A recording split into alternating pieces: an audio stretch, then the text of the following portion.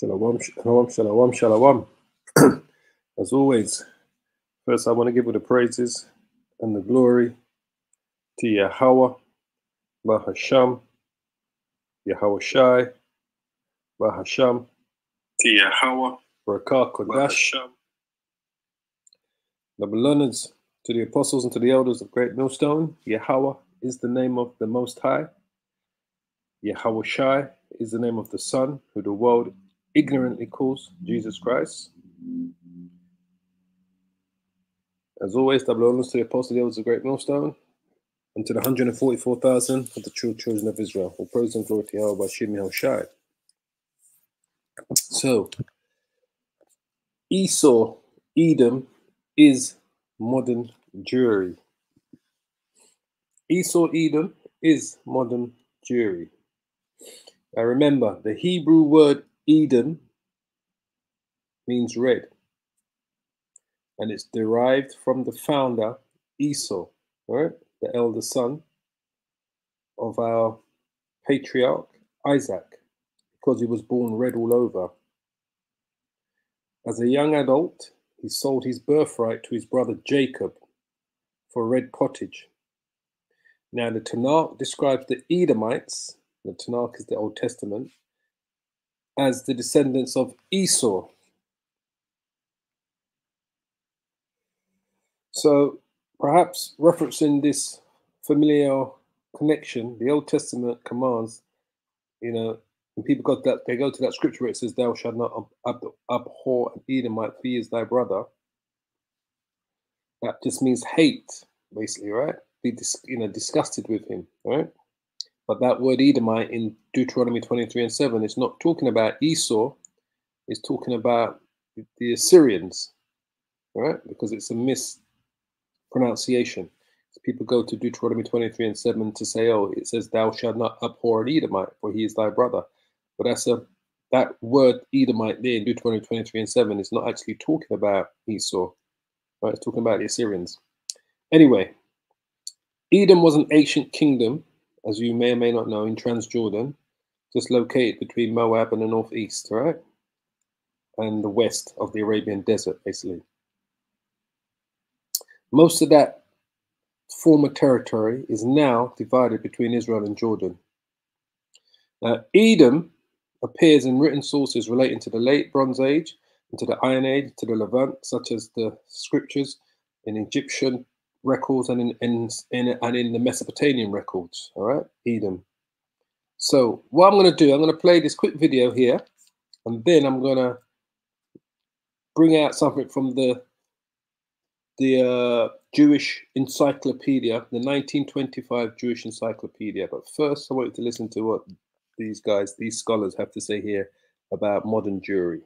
I'd go and have a look at Jewish literature to see what they say about their origins.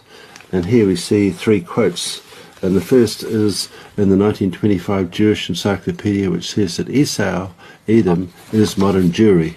And of course this is contrary to what most people believe today, which is that the Jews are God's chosen people because they are the Israelites. But here the Jewish literature is saying that they are actually from the tribe of Edom, not the tribe of Israel. In the Jewish Almanac in 1980 it says, strictly speaking, it is incorrect to call an ancient Israelite a Jew or to call a contemporary Jew an Israelite or Hebrew. And that's because, truthfully speaking, they are not the Hebrews or Israelites, they are really the Edomites. And also we see here in the Encyclopedia Judaica that Edomite Jews began to call themselves Hebrews and Israelites in 1860. And so when he's saying he's coming to redeem, while he would say, "Redeem Israel, O God, out of all their troubles," first thing they need to be redeemed at, more dangerous than Hamas, more dangerous than Muslim neighbors, are internal, these, and there's another biblical name, these who say they are Jews and are not. I was going to ask you about that. In Revelation 3:8, I think, I was going to ask you that question. Does that refer to this time, or can it refer to this time? It can. It's Revelation 3:9. Indeed, I will make those of the synagogue of Satan who say they are Jews and are not, but lie. Yeah. And there's a different application for it, but we understand this is really, there's a practical storyline I've shared before on a program, maybe a year ago, I don't know, about the Khazarian mafia and the Khazarian Jews. And I'll just say the briefest understanding of it and how this applies to them, because it's about 1,000 years ago. Really, these are almost like marauding tribes, not like tribes of the tribe of Israel, but they're based out of the Ukraine, ironically or not, based out of Kiev. And these were those that would go around, take new lands, and they were known, they had brought the Babylonian religion with them.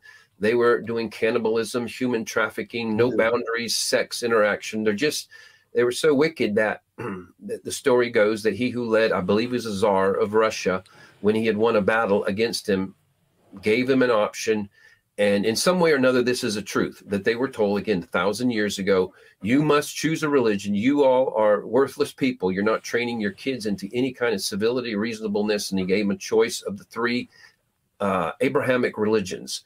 And the three Abrahamic religions being either, at the time, we'd say Catholicism, Christianity. The other one is Islam, and the other was Judaism. And so they, in a very pragmatic way, the Khazarians chose Judaism because the Pope was and the Vatican, they were very hands-on, forcible conversions. And so it was not a light thing to go under that, nor was it Islam. It's a heavy yoke on both. And so Judaism would leave them alone.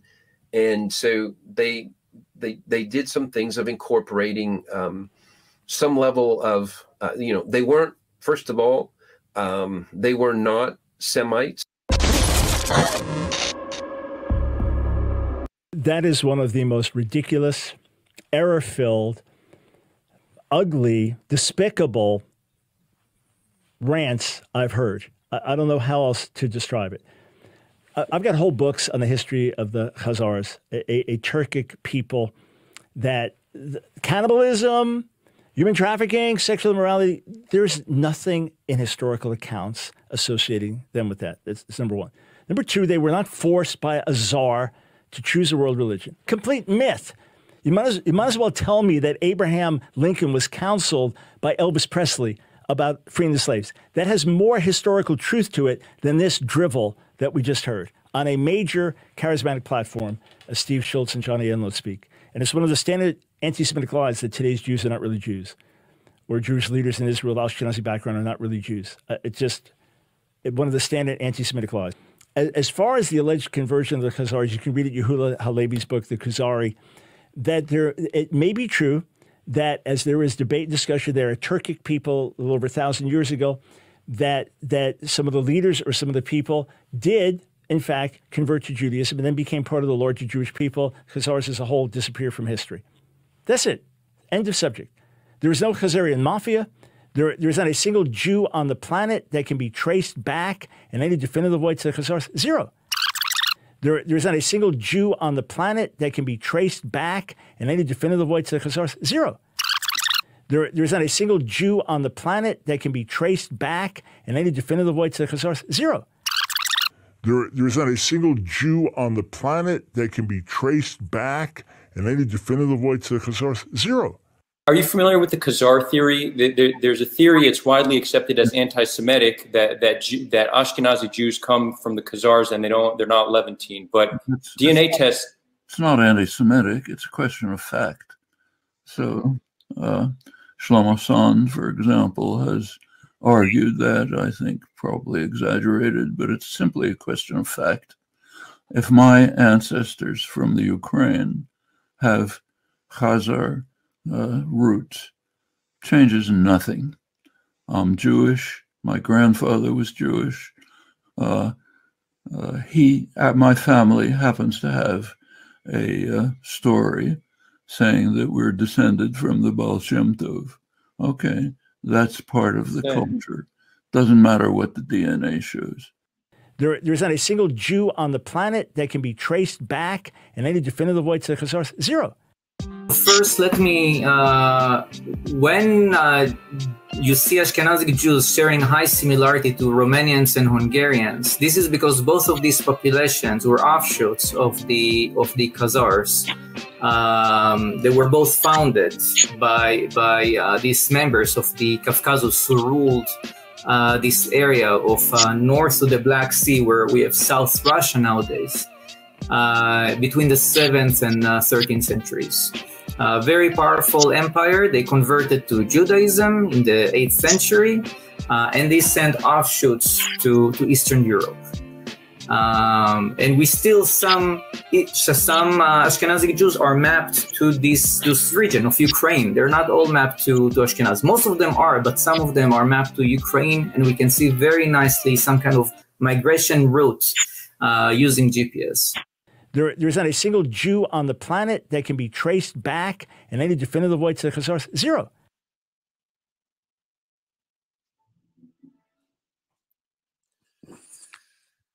So, as you can see, that was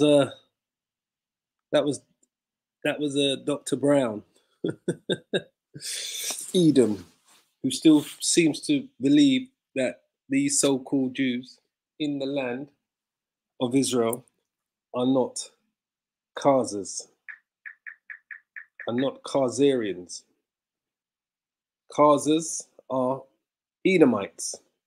They go back to Esau. They come directly from Esau's grandson, which are Amalek, the Amalekites.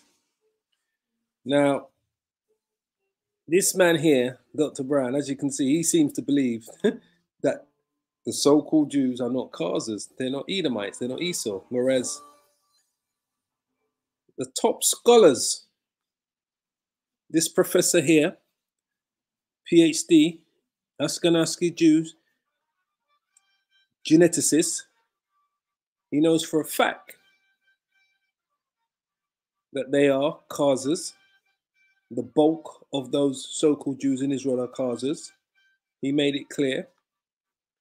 Noam Chomsky made it quite clear as well that the bulk of those so-called Jews that are living in the land of Israel are descendants of the Khazars. The Khazars are descendants of Amalek. Amalek is Esau's grandson, which makes them all Edomites. So he made it quite clear. This is a top PhD linguist, Noam Chomsky, one of the most renowned professors in the United States of America, knows that the bulk, the majority of those so-called Jews in Israel today descend from the Khazars. The Khazars descend from the tribe of Amalek. Amalek is Esau's grandson. But this devil here wants you to believe otherwise. You see, but there's no way. There's no going back now. There's no going back. He doesn't believe that they are. This devil here wants you to believe that they don't descend from Esau, Edom. All right. Then you've got these two Bible theologians who know that the Khazars are modern day. This guy here, Johnny Enlow on your right, and I think his name is something Schultz on the left. They are Bible so-called theologians who know that the bulk of those people that call themselves Ashkenazi Jews descend from the Khazars as well. They made it quite clear as well. Now, I'm going to read something to you from the Jewish Encyclopedia. So this is their own book. It's called the Jewish Encyclopedia, right? So this is their own book that we're looking at here. Now,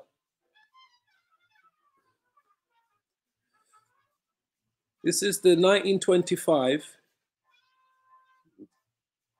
Jewish Encyclopedia, written by their own rabbis, right? So we're going to read, because they want you to believe that Esau, Edom is done away with, all right? And as we know, they're not done away with, the Edomites. They're here today. They're still amongst us today, calling themselves Jewish, and Europeans, so-called white man. They want you to believe that they're done away with, right? So let's just read a little bit about this, right? Edom, the Greek word for it is Idumea, all right? For Edom. Edom is the name which was given to Esau, the firstborn son of Isaac, on the day he sold his birthright to Jacob for a mess of pottage, the reddish color of which gives it its name, right? It said the country which was subsequently inhabited by Esau and his descendants was called the field of Edom, or the land of Edom. It says Edom in the Bible. Edom in the Bible is also used as an equivalent for the Edomites. Occurs but once, right? So why is it used equivalent for the Edomites? Because the Edomites are the descendants of Esau. It says the country had before that been called Mount Seir, right? From Seir, who is the progenitor of the Horites, who lived there previously, all right? Because they took Mount Seir from the Horites, the Edomites, because it was promised to them by the Most High that he was going to give them Mount Seir. And there's a reason for that, as we're going to see. It says, according to Josephus, the name Seir is due to the fact that Esau was hairy. Now, Esau wasn't born hairy. Always remember this. Some people like to say, oh, Esau was born. Esau wasn't born hairy. Esau was born red like a hairy garment, like a hairy garment, because the Israelites used to dye certain garments red, certain material, I think it was goat's skins, red, and they used to use it to cover the tops of their tabernacle, their tents, right, that they lived in, right?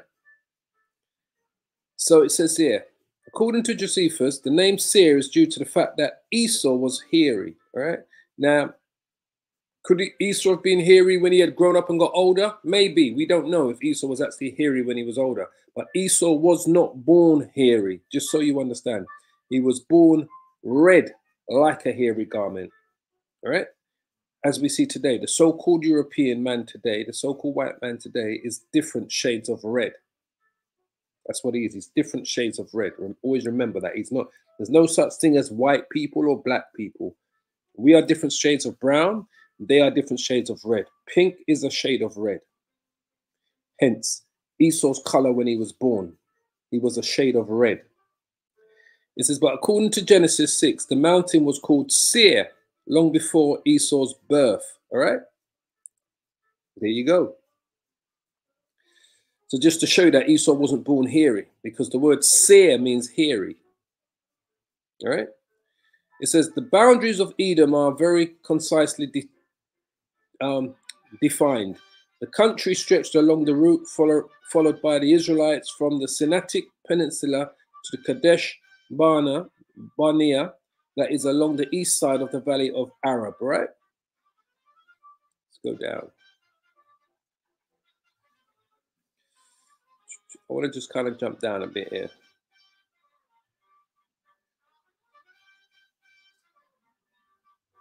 We keep to it, no problem.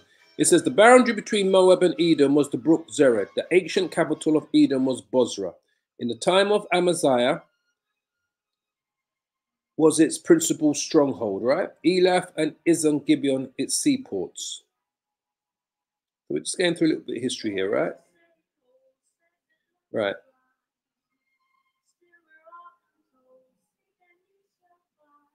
Where was we?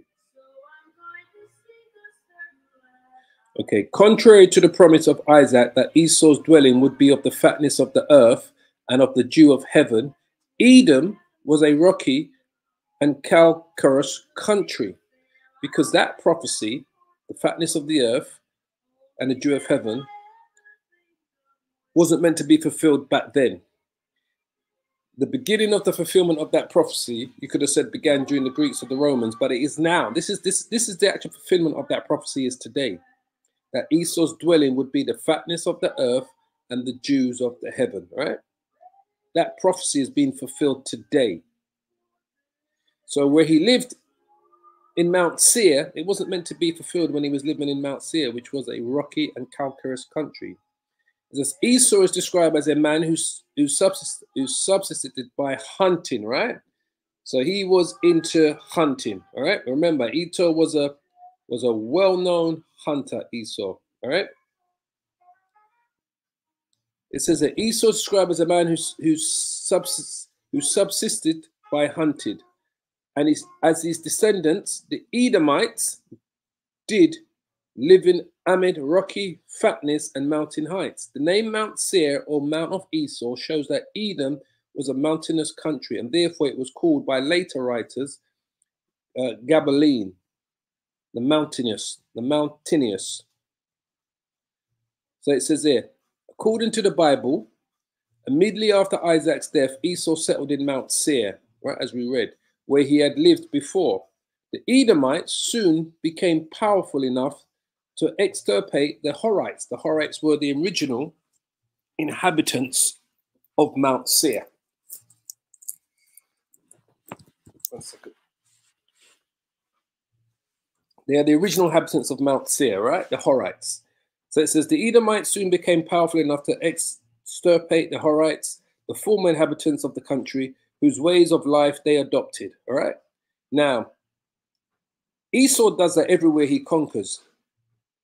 It says here, after they conquered the Horites, the former inhabitants of the country, whose ways of life they adopted.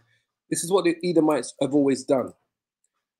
When the Romans took over the land from the Etruscans, because the Etruscans are the original inhabitants of Rome, which are the sons of Japhet, all right, children of Japhet, the Romans took on the ways of the Etruscans and adopted all of their ways.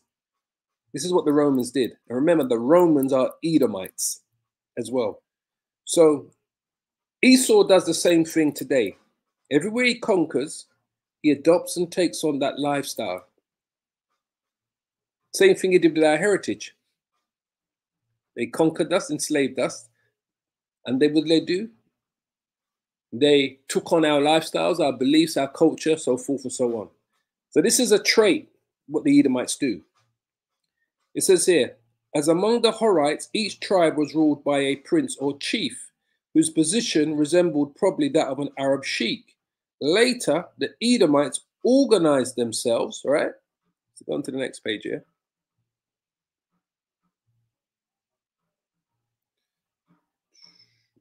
Oops. It's page 41.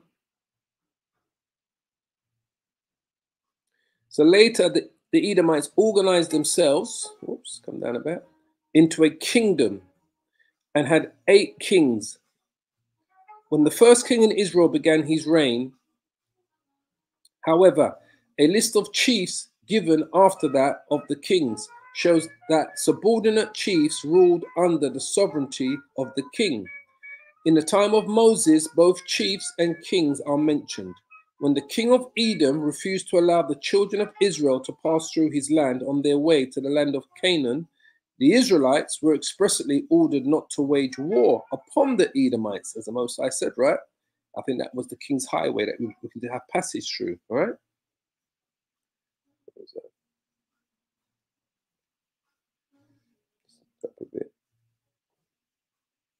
Okay, so we're here. It says the Israelites were expressly ordered not to wage war upon the Edomites, but to go round their country. It says neither, and it's just showing the reference to all of the scriptures where you can find this information, right? Where you see in the brackets. It says, neither did the king of Edom attempt hostilities against the Israelites, though he prepared to resist aggression. Nothing further is heard of the Edomites until their defeat by Saul 400 years later. So nothing more was heard about the Edomites until 400 years later after Moses and the children of Israel interaction with them when they was on their way to Canaan, right, after their deliverance out of Egypt. So there was a space of 400 years where nothing was heard about them, where they'd gone to, what they were doing. They just, in a sense, disappeared from society, that nobody was writing anything. No one knew what they was doing. No one was, the Israelites wasn't interacting with them, basically. And obviously no other major society was writing about them or interacting with them. So they just kind of disappeared from the books of history for 400 years. So we kind of see the same thing now, right? Since the Renaissance, when they would have known that they were the Edomites then,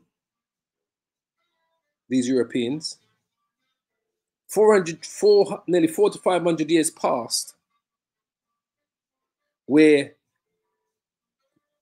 no one heard or knew who the Edomites were. So a time period can pass. It doesn't mean that the nation is done away with. It just means that other nations weren't interacting with them or writing about them to know what their yearly, year-to-year things that they were doing. What they were doing, how they were doing things. Time just passed. But they still exist as a nation, as you're going to see. So it says, nothing further is heard of the Edomites until their defeat by Saul 400 years later. That's when they came back in. That's when people now start to acknowledge that those Edomites are still about, and this is where they reside in Mount Seir, so forth and so on. It says here, 40 years later, David overthrew the Edomites in the Valley of Salt, and his general Joab slew all the males. People that say, oh, well, when David's general slew all of the males, all the Edomites were done away with. No, as you're going to see. Because there's no end of any of the, as the Bible says, there's no end of any of the nations, right? It says, 40 years later, David overthrew the Edomites in the Valley of Salt, and his general Joab slew all the males. Hadad, one of the royal family, fled to Egypt after David's death, returned and endeavored to excite his countrymen to rebellion. So the reason why the Bible speaks about Hadad, because he was the most famous Edomite that escaped. But there were still Edomites there, as it says here. He endeavored to excite his countrymen to rebellion. So Hadad come back to try to rouse up his fellow Edomites to rebellion against David's kingdom. It says, failing in which he went to Syria. Right? So Josephus writes about this, right? In the Antiquities of Josephus, as it shows you here.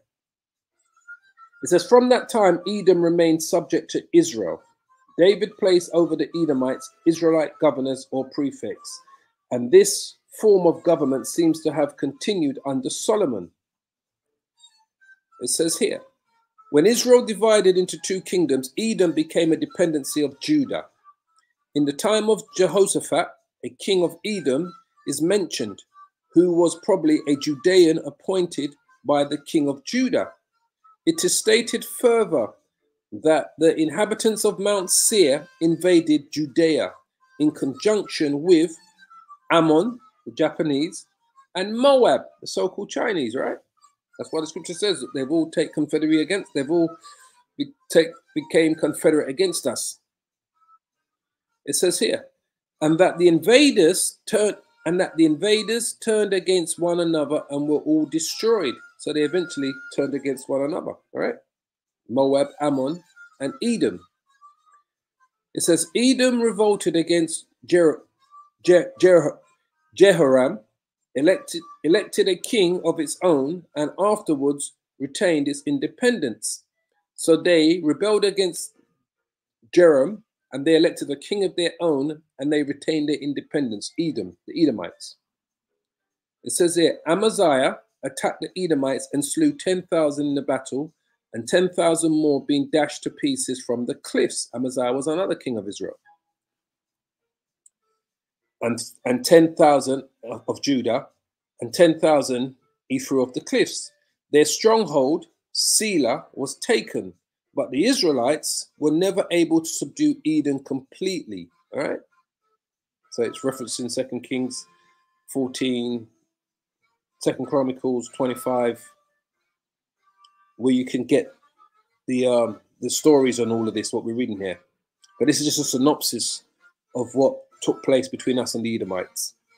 In the time of Nebuchadnezzar, the Edomites took an active part in the plunder of Jerusalem and in the slaughter of the Jews, right? Psalms 137 tells you that, right? It is an account of these cruelties that Edom was so violently denounced by the prophets. and we continue to denounce them today, right? These Edomites, but in the spirit. It says Edom is mentioned in the cuneiform inscriptions in the form of Udumi. So in the cuneiform, which is, I think, Mesopotamia, the Assyrians, Babylonians, in their inscriptions, they're referred to as the Udumi, right? The Udumi. 3 of its kings are known from the same source. Kaus, Malacca, at the time of Tiglath-Pileser, who was a king of Assyria, all right, 745 BC. Malik Ramu, at the time of Sennacherib, which was another king of Assyria, 705 BC. And Kaus Gabri, at the time of Eshadon, another king of Assyria, 680 BC. So these 3 took part in the captivity of the northern kingdom. It started under Tiglath-Pileser, and it was, I believe it was Sennacherib or Shalmaneser who actually took them into captivity, the Israelites. So they wrote about the Edomites during their times, right? And they referred to them as the Udumis, right? The Udumis. It says, according to the Egyptian inscriptions, the Aduma, so the Egyptians called them the Aduma, at the times extended their possessions down as far as the borders of Egypt. It says, after the conquest of Judah by the Babylonians, the Edomites were allowed to settle in southern Palestine. So this is the beginning of them in doing incursions into our land, into Jerusalem, into Judah, the southern kingdom. This is the beginning of the Edomites now incursion on Judah after we were conquered by the Babylonians. So it says, after the conquest of Judah by the Babylonians, the Edomites were allowed to settle in southern Palestine. At the same time, they were driven by the Nabateans from Idumea. In southern Palestine, they prospered for more than 4 centuries, 400 years. Until what? Until Judas Maccabees conquered their territory for a time. They were again, which was 163 BC. It says they were again, I believe that should say subjugated or subdued. Let me just see. Let's quickly go to it. Where is it?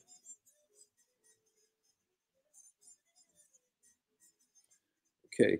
They were again subdued by John Hyrcanus, by whom they were forced to observe, it should say, Israelite rites and laws. This was the great conversion, the first major conversion of these small hats, who they refer to as Jewish people today, to convert to the rites and the laws of the Israelites under John Hyrcanus. So this was the first major conversion of them before they became known as the Khazars in 600 AD.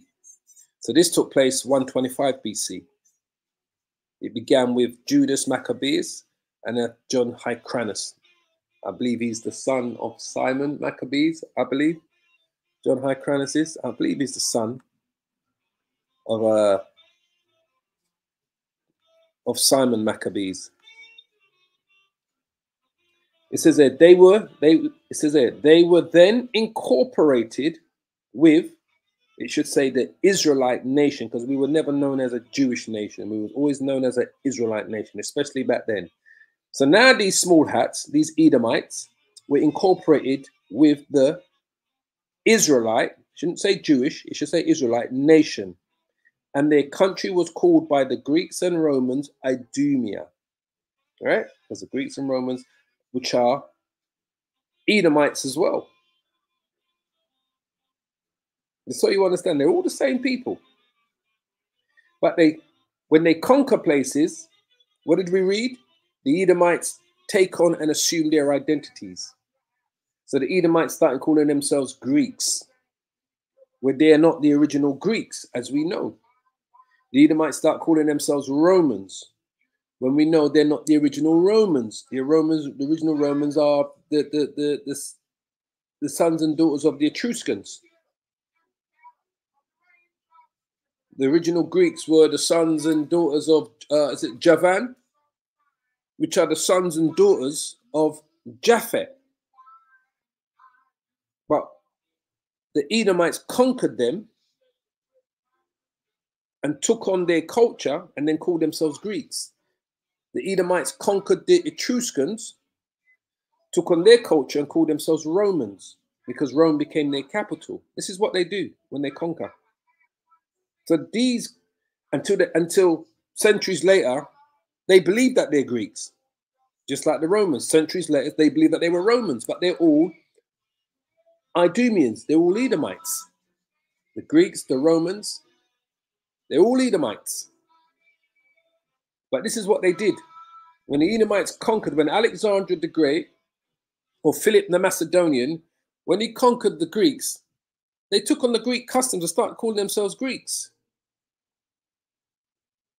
When the Edomites conquered the Etruscans, who were the original Romans, they took on their culture and started calling themselves Romans.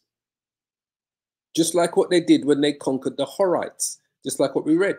When they conquered the Horites, they took on their customs and started to have chiefs and kings and tribes and so forth, and they were setting their governments in the same way as the Horites when they took down the Horites from Mount Seir. No different than what they do today. It says here, it says they were then incorporated with the Israelite nation, and their country was called by the Greeks and Romans Idumea, right? So it says here, with Antipater began the Idumeans dynasty. So who is Antipater? Antipater is King Herod's father, and it should say this. With Antipater began the Idumean dynasty that ruled over Judea till its conquest by the Romans. Immediately before the siege of Jerusalem, 20,000 Idumeans, which are the Edomites, under the leadership of John, Simeon, Phoenicius, and Jacob, appeared before Jerusalem to fight in behalf of the zealots who were besieged in the temple. So why did they fight? Because now they themselves started to believe that they were Israelites. Because remember, John Hyrcanus converted them in 125 BC. So now they've been living amongst us for over a century, because this is taking place now around 66 AD. This is like 200 years later after their major conversion after John Hyrcanus. So they believe now that they're Israelites. So they're fighting alongside us as Israelites, but they are Edomites. Because we always know who they were, that they were the Edomites. We would have always known, the Judeans, the Israelites would have always known that those people were Edomites that practiced the laws, commandments, and statutes, because they were living amongst us and living in parts of our land in southern Palestine. So it says here, from this time the Idumeans ceased to be, see, let's tell you here. From this time the Idumeans ceased to be a separate people, though the name Idumea still existed at the time of Jerome. So they ceased to be a separate people. They believed that they were Jews, just like those small hats today. They believed that they were raised to be Jews. So from the time of 70 AD, from that time on, the Idumeans, Edomites, they ceased to be separate people. They believed that they are Jews now. Though the name Idumea still exists in the time of Jerome. It says, according to the law, the congregation cannot receive descendants of a marriage between an Israelite and an Edomite until the 4th generation. That goes into a part to do with the what they say in the Talmudis, I believe, what they're reading from there. So this is where I want to go to here. The name Edom is used by the Talmudists, those that study at the Babylonian Talmud and the Jerusalem Talmud, which are these modern day Jewish people. The name Edom is used by the Talmudists for the Roman Empire. So these small hats are telling you that they know the Romans are Edomites. But they want you to believe that they're not Edomites as well, that they're not Amalek. But the name Edom is used by the Talmudists. These are the rabbis that put together the Talmud, that study out the Talmud, that they study out of for the Roman Empire. And they applied to Rome every passage of the Bible referring to Edom or Esau. So they know that these Romans were Edomites, but they want you to believe that they're not Edomites as well. It says in Leviticus, Rabbah, Rome, under the name Edom, is compared to a boar, and the symbolic name Seir was used by the poets of the Middle Ages not only for Rome, but also for Christianity. It says, on this account, the word Edom was often expunged by the censor and another name substituted. In place of Edom, the word Hazah or swine was occasionally used, perhaps as a mere term of reproach. So it goes on, it's talking about the Midrash. I mean, say no more. These small hats know that they are converts. They know the Romans were considered Edomites, but they want you to believe that they're not part of that same group. They still think they can make you believe that they're not part of that same group. So let me just bring out a couple, because we're doing a lot of talking. Let's just bring out a couple scriptures here, all right? Let's bring out a couple of scriptures. And this is why the Lord, and like I said, this is, you see, there's the scripture that says that they should make their own tongues to fall upon themselves. I think it's Psalm 64. I think it's Psalm 64. Because they can't stop telling on themselves, these people. They can't stop telling on themselves. Yeah, Psalm 64, verse 8. So they shall make their own tongue to fall upon themselves. All that see them shall flee away. They can't stop telling on themselves, whether it's directly or indirectly, these Edomites, because these are the because the Lord said that He's gonna. Is it in Jeremiah? Jeremiah, Esau, Bear, was it Obadiah? I want. Obadiah, I want. I think it's Obadiah. Yeah, Jeremiah. Jeremiah 49:10. But I have made Esau bare. I have uncovered his secret places, and he shall not be able to hide himself, calling themselves Romans, Greeks, Jewish, calling themselves Europeans. He shall not be able to hide himself. The Most High has made him bare. This is the time that the Most High has made Esau bare. Because as we read in the Jewish Encyclopedia, there were times where they just disappeared for hundreds of years. And then they appeared again. And the same thing is back then. By the time the Roman Empire kind of came to its end of its rulership around 325 AD under Constantine the Great, and it was known as more as the Byzantine Empire, Esau disappeared again, literally, up into the Caucasus Mountains. Then they became known as Khazarians, these Edomites. And they called themselves Caucasians and came down from the Caucasus Mountains back into Europe and started to conquer Europe from the east, making their way to the west bit by bit. So it's nothing new when these Edomites disappear from history, that no one knows where they've gone to, but they're still there because the Most High says there should be no end of the nations. So this is the time that the Most High is making Esau bare. He shall not be able to hide himself. His seed is spoiled, and his brethren and his neighbors, and he is not. So, you know, there's no hiding place for these Edomites. There is no hiding place for Esau. Hold on a minute. The Most High is continually revealing who this devil is to the world. Is it Malachi 1?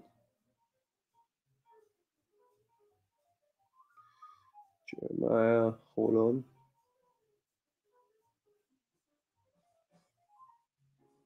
Let me go to Jeremiah 23.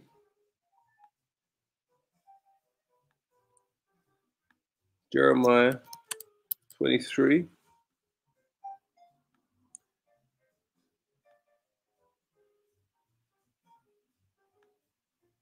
Oops.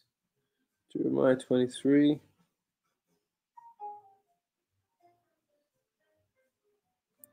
Scripture says here. Where is it? Here. Jeremiah 23, verse 24. Can any hide himself in secret places that I shall not see him, says Yahawah. Do not I fill the heavens and the earth, says the Lord? So no one can't hide themselves from the Most High. None. There's this Amos. Is it Amos that one as well? Hold on. Amos 9 and 3. Amos 9. You see, the Most High's judgment is unavoidable. That's the beauty of it all. The Most High's judgment is unavoidable. So, no matter how long Esau's been hiding himself for centuries, getting all the way back to the Renaissance, he's been hiding himself. And this is the time that Esau's being revealed. Esau has been revealed for the last, what, 40 years, 40, 50 years. Esau has been revealed bit by bit, but now it's like it's just gone into overdrive. One West was teaching who Esau was. Their elders, Marsha, Ariah, they were teaching who Esau was. The 7 were teaching who Esau was. So for anyone to say that this so-called white man is not the Edomites and still try to make out that they are Japhet or someone else, or to make you, or for anyone to make you think you believe that those small hats are the actual children of Israel, they've lost their mind. But this is the beauty of it. The Most High's judgment is unavoidable. This is why the Lord has made Esau bear, because his judgment is unavoidable, and they're going to have to face their judgment. They're going to have to face their judgment. Amos 9 and 1. I saw the Lord standing upon the altar, and he says, smite the lintel of the door, that the posts may shake, and cut them in the head, all of them, and I will slay the last of them with the sword. He that fleeth of them shall not flee away, and he that escapeth of them shall not be delivered. Though they dig into hell, their bunkers, this is going right into the war. They're going to be hiding in their bunkers, these devils. The elites and the super elites and the globalists, the bankers of these Edomites, though they dig into hell, thence shall my hand take them. Though they climb up into heaven, as we see, there's space stations in the earth's atmosphere, thence will I bring them down. And though they hide themselves in the top of Carmel, I will search and take them out thence. And though they be hid from my sight in the bottom of the sea, they're going to be in their underwater bunkers, their bunkers in the mountains. Thence will I command the serpent, and he shall bite them. And though they go into captivity before their enemies, thence will I command the sword, and it shall slay them. And I will set my eyes upon them for evil and not for good. So there's going to be no hiding place, because the Most High's judgment is unavoidable. It's as simple as that. His judgment is completely unavoidable. I want to go to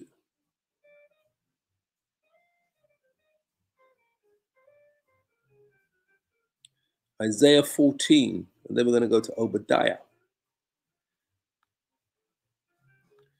Isaiah 14, I think about verse 20. Oh.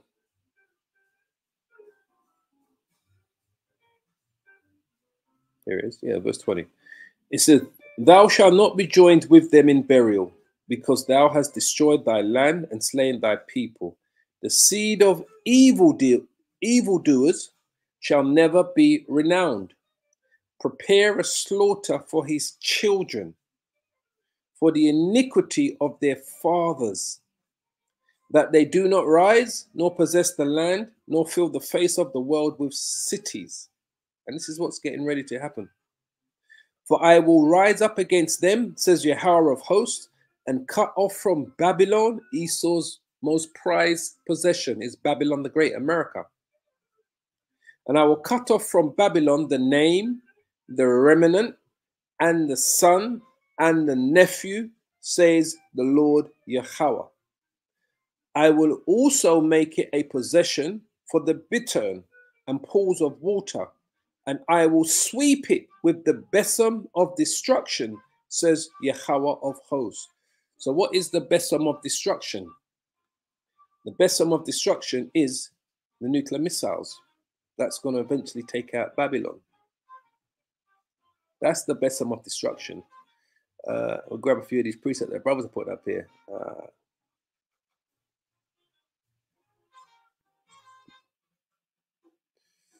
We're going to go to, let's grab this one here.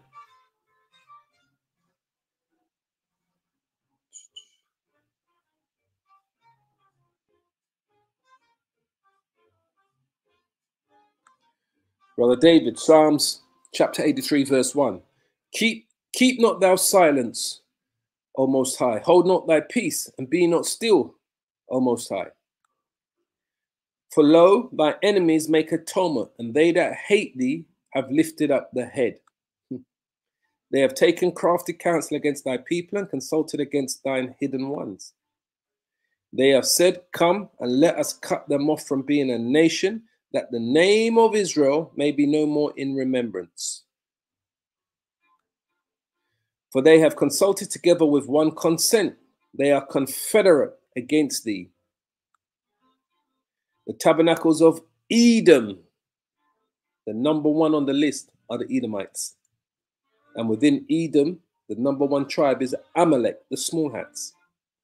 So the tabernacles of Edom, the house of Edom, America, Europe, Australia, New Zealand, Israel. Israel is the main target. America is the other main target. The tabernacles of Edom and the Ishmaelites, the Arabs, Moab, the Chinese, the Hagarenes, Gabal, go back to the Hamites, Ammon, Japanese, and Amalek, the small hats. The Philistines, which are also the Egyptians, the Africans, North Africans, with the inhabitants of Tyre. Asher also is joined with them, and they have holpen the choice of Lot. The time is coming. The time is coming. Obadiah, chapter 1, verse 6, Malachi, Obadiah. How are the things of Esau searched out? How are his hidden things sought up? How are they searched out? Through the scriptures. And from the scriptures, we're able to go into secular history and find out certain things. And this is why I say they've been hiding themselves for a very long time. And there's going to be a massive push. There's going to be like a second push that they're going to try and come against who they truly are. The so-called white man, the so-called small hats, Jewish people. Because they're the same people, like I said. Just that when they conquer, they assume the identity of the nation that they conquered. And that's how they've been hiding themselves. But how are the things of Esau searched out diligently through the scriptures, through the powers of the Holy Spirit? How are his hidden things sought up? And this is what we've done today, once again, bringing out more evidence. Isaiah chapter 29, verse 15. Woe unto them that seek deep to hide their counsel from the Lord Yahawah, and their works are in dark, and they say, who sees us? And who knoweth us? That's Esau. That's them diligently. That's these Edomites diligently trying to hide who they are. They don't want no one to know who they are. That's them diligently trying to hide who they are. Remember what we read in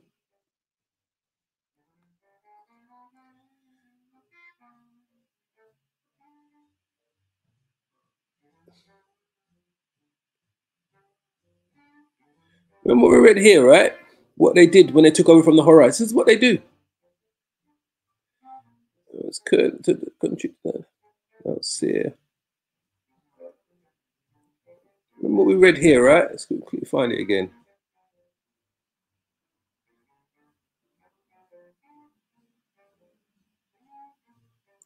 It's in here already, in this part here. Yeah. Yeah. Remember we read here, the Edomites soon became powerful enough to extirpate the Horites out of Mount Seir, the former inhabitants of the country, whose ways of life they adopted. Then they adopted the ways of the life of the Horites.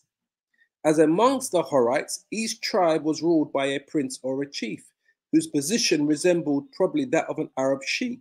Later, the Edomites organized themselves just like the Horites. So when Philip the Macedonian, Alexander the Great's father, conquered the Greeks, then they started calling themselves Greeks. When the Romans conquered the Etruscans, finally took them down, because they was first kind of living side by side and they took them down, then they started calling themselves, when the Edomites conquered the Etruscans, who were the original inhabitants of Italy and Rome, then they started calling themselves the Romans. They wanted the world to believe that they were the Etruscans. They were the Romans.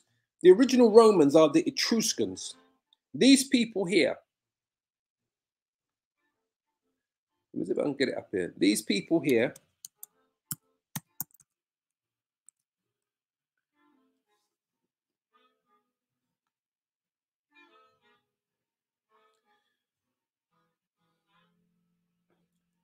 it says here, Herodotus, for example, argued that the Etruscans descended from a people who invaded Etruria from Anatolia before 800 BC and established themselves over the native Iron Age inhabitants of the region. Whereas, let's see if I can get it up here. Oh, you see, because the Etruscans were the Japhet, were people of color. Something that says it here.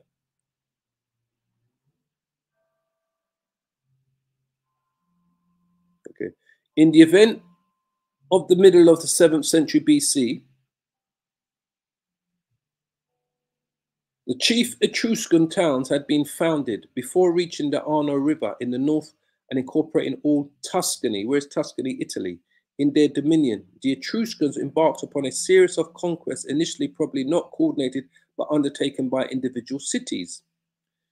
The pressing motive for expansion was that by the middle of the century, the Greeks not only had obtained a grip on Corsica and expanded their hold on Sicily and southern Italy, but also settled on the Ligurian coast, northwest of Italy and southern France. It says the Etruscans' expansions to the south and east was confined at the line of the Tiber River. The river Tiber is where in Italy, by the strong Italic Umbrian people settled beyond it on the south and the Piccaninnies on the east. To the northeast, no such united power opposed their expansion, and since the Apennine Mountains in Aemilia and Tuscany were held by scattered Italic tribes, through these, the Etruscans were able in the middle of the 6th century to push into the Pio River Valley. So these are the original, as the capital of this northward region, they established the old Villanova center at Bologna, the Etruscan city of Felsina, and on the banks of the Reno founded the Marzabotto on the Adriatic coast to the east, the Ravenna of the Rimi, the ancient Arimian, and the Spina traded with the Istria, ancient Istria, and the Greek Dalmatian colonies. So these are the original inhabitants of what we know today of Italy, the Etruscans. These were people of color, so-called black people, but the Etruscans were the sons of Japhet, not the sons of Shem. See? These are people of color. Just so you can see. These are the Etruscans here. These are people of color. These were the sons and daughters of Japhet. See here? These are the Etruscans. These are who the Romans conquered, and they start calling themselves, the Romans became the Etruscans, start calling themselves, start dressed like them, everything the Romans did. Took on all of that, these Edomites did that. I keep saying Romans. The Romans called themselves, the Edomites called themselves Romans. But this is what they did.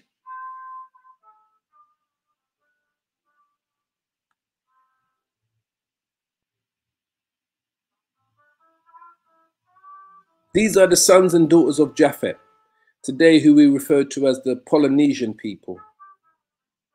This is who they are.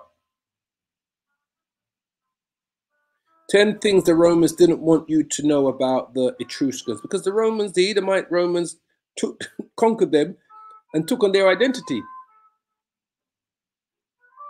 Look at them. Can you see this? These are so-called black people, but these are the sons of Japhet, not the sons of Shem, just so you understand. But these are another nation of so-called black people, the Etruscans. The Romans conquered them, the Edomites conquered them and called themselves Romans. This is what they did. But that's what Esau does. And these small hats are telling you here. It says the Edomites soon became powerful enough to extirpate the Horites, the former inhabitants of the country, whose ways of life they adopted. This is what they do. As amongst the Horites, each tribe was ruled by a prince or chief whose position resembled probably that of an Arab sheikh. Later, the Edomites organized themselves. That's what they did. They completely adopted all of their customs and started calling themselves, that. The Horites, the Edomites soon became powerful enough, just like they are today, just so you understand. The Edomites soon became powerful enough to extirpate the Horites, the former inhabitants of the country, whose ways of life they adopted. So when they came out of the Caucasus Mountains and came back into Europe and they conquered us, then they adopted our ways. Then they became the royal families and they became the kings and queens and the prince and princesses of Europe. We had already built up Europe. They conquered us, came out of the Caucasus Mountains, conquered us in Europe, and then they adopted our ways. The Edomites have always done this, going right to the beginning when they was given Mount Seir and they went into Mount Seir. According to the Bible, immediately after Isaac's death, Esau settled in Mount Seir, where he had lived before. The Edomites soon became powerful enough to extirpate the Horites, the former inhabitants of the country, whose ways of life they adopted. This is what they do. So it's no different. I just wanted to make you truly understand who we're dealing with here. It's no different. And this is how the things of Esau are searched out. And we go back to here, and it says, and he will destroy in his mountain the face of the covering cast of the people and the veil that is spread over all nations. And this is how we destroy the covering cast, to show you how we know who these people are. Nothing's changed from these Edomites now they was back then to how they are today. Nothing's changed.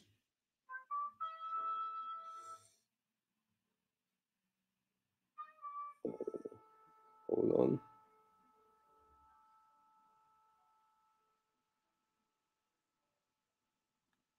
That's a brief one here. Malachi, Obadiah, Jeremiah 32 and 18. Thou showest loving kindness unto thousands and recompenses the iniquity of the fathers into the bosom of their children. After them, the great and the mighty power, Yahawah of hosts, is his name. Israelites are back, Obadiah 1 and 10. Because of the violence against your brother Jacob, you will be covered with shame and you will be destroyed forever. And that's exactly what the Lord is getting ready to do. That's exactly what the Lord is getting ready to do with these Edomites. That's why I said they make their own tongue to fall upon themselves. They're telling you themselves exactly who they are. They're showing you how they go about when they conquer, what they do, how they do it. Brother David, Revelations 18:5, for her sins have reached unto heaven, and the Most High has remembered her iniquities. Reward her even as she has rewarded you, and double unto her double according to her works, and in the cup which she has filled, fill to her double. How much she has glorified herself and lived deliciously, these Edomites. So much torment and sorrow give her, for she says in her heart, I sit a queen and am no widow and shall see no sorrow. That's what America thinks. Truly thinks that. Therefore shall her plagues come in one day, death and mourning and famine, and she shall be utterly burned with fire. For strong is the Lord power, Yahawah, who judges her. And what is that fire? That fire is going to come in the form of a nuclear missile. And the kings of the earth who have committed fornication and lived deliciously with her shall bewail her, all of those that have become confederate with her, and lament for her when they shall see the smoke of her burning, standing afar off for her torment, standing afar off for the fear of her torment, saying, alas, alas, that great city, Babylon, the United States of America, that mighty city, for in 1 hour is thy judgment come. 1 hour. So that's how Esau moves, just so you understand. There's no more hiding. We have made bare Esau. We have made him bare. We just continue to reveal this man. We just continue to reveal him because he thinks he can continue to hide himself. And the Lord made it clear. But I have made Esau bare. I have uncovered his secret places, and he shall not be able to hide himself. His seed is spoiled, and his brethren and his neighbors, and he is not. On that note, I pray you are edified. I want to give all the praises and the glory to Yahawah, Bahasham, Yahawashi, Bahasham, Rawchaa, Qadash. Yahawah is the name of the Most High God. Yahawashi is the name of the Son, who the world ignorantly calls Jesus Christ. Double honors to the apostles, to the elders of Great Millstone. As I always say, keep praying, keep safe, repent, and hold on to this truth, man, because there's no hiding place. No matter how long this man disappears for, he always pops back up again, because the Lord, there is no end of any of the nations. No end of the nations. It's as simple as that. Esau is here. And the Lord is prepping him for his final destruction. All praise and glory to Yahawah, by Shim, Yahawashi, by Sham, Rawchaa, Qadash. Shalom, shalom, shalom. And Tawada, brothers, for those beautiful precepts that you were putting up once again. Edifying the flock. Doing what you do best. Beautiful precepts. Tawada for that. All the brothers that were putting up those precepts. And shalom to the sisters who have been edified by this truth. As always, like I said, boy, we just got to keep holding on, boy. Just keep prayed up, family. Keep prayed up. Shalom, shalom, shalom. All praises and glory.